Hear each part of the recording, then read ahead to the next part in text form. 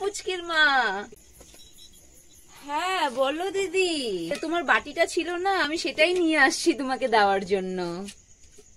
তাই নাকি? তো ভেতরে আসো না। না গো, এখন আর ভিতরে এসে বসতে পারবো না, বাড়িতে অনেক কাজ আছে, রান্না বাড়ি আছে, পুজো দেওয়া আছে, উপর থেকে বৃহস্পতিবার, একদম পারা যাবে না, আজকে একটুকু বসতে পারবো না গো, তোমার বাটিটা নিয়ে আসছি। হ্যাঁ গো, আমারও অনেক কাজ, এই মাত্র ঝাড়ুটা হাতেই নিয়েছিলাম ঘরটা ঝাড়ু দেওয়ার জন্য। বলো না, আজকে বৃহস্পতিবার, পুজো দিতে হবে, রান্নাবাড়ি আছে, অনেক কাজ, কিচ্ছু কাজ এখন পর্যন্ত শেষ হয়নি, আজকে তো সারাটা দিন লেগেই যাবে কাজ করতে করতে।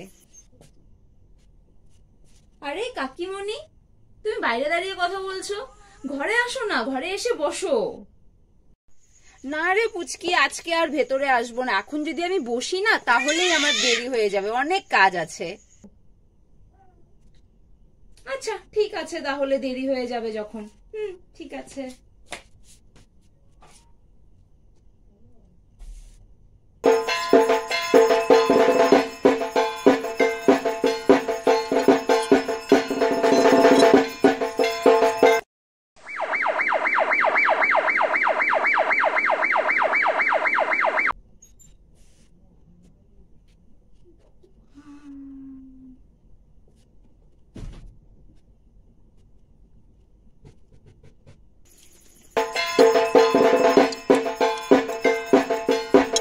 তোমাদের না দেরি হচ্ছিল,